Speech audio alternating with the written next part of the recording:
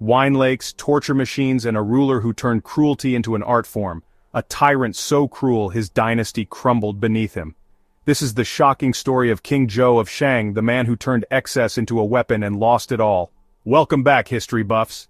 Today we're diving into the wild, dark, and downright insane story of King Zhou of Shang, the last ruler of the Shang dynasty. By the end of this video you'll see how one man's cruelty and excess not only destroyed his reign but also gave rise to one of the most enduring political ideas in history, the mandate of heaven and some of the most horrifying torture devices you've ever heard of. Buckle up, because this is history you won't believe actually happened. To understand King Zhou, let's travel back to the late Shang dynasty, roughly the 11th century BCE. The Shang dynasty had been ruling for centuries, but things were starting to fall apart. Enter King Zhou, the dynasty's last ruler, reigning from 1075 to 1046 BCE. But here's the thing, his name Zhou wasn't even his real name. His real name was probably Di Xin, but history remembers him as Zhou. It's a posthumous title, meaning tyrant or degenerate. And trust me, he earned it. At first, King Zhou seemed like a decent ruler.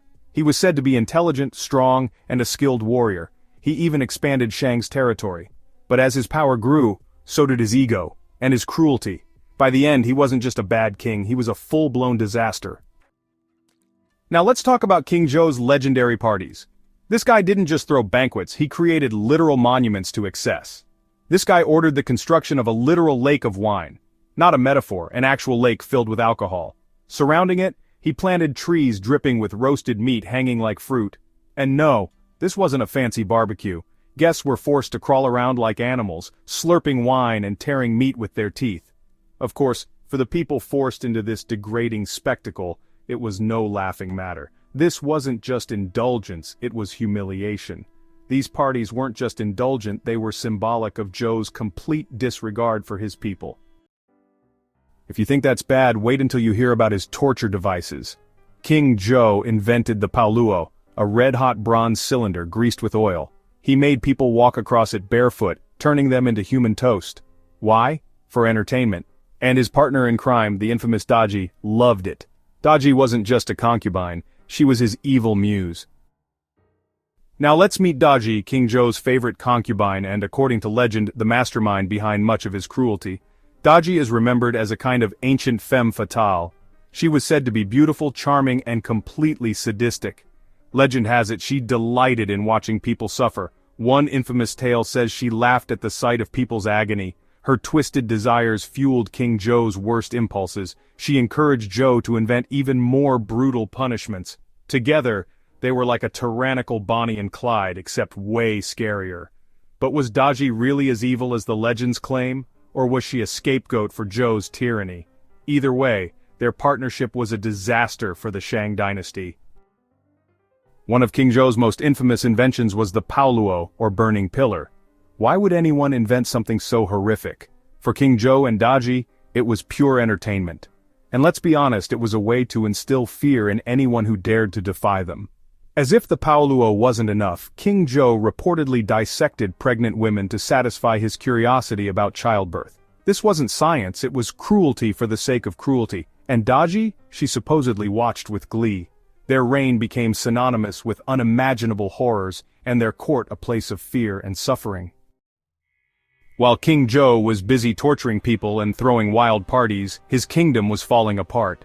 The Shang dynasty was struggling with natural disasters, famine and rebellion. Did Zhou care? Nope.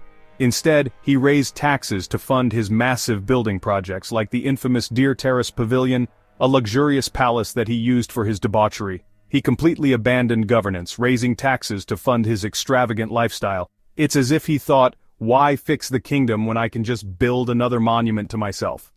By this point, his officials and even his soldiers were like, dude, are you serious? Unsurprisingly, his behavior didn't sit well with his people or his vassals. Eventually, people had enough. One of Zhou's vassals, King Wu of Zhou, decided to take matters into his own hands. He rallied an army and faced King Zhou at the Battle of Muye in 1046 BCE. Here's the crazy part, most of King Zhou's soldiers defected during the battle. That's how much they hated him. The Zhou forces crushed what was left of the Shang army. Facing defeat, King Zhou fled to his dear terrace pavilion. But rather than surrender, he set it on fire and burned himself alive.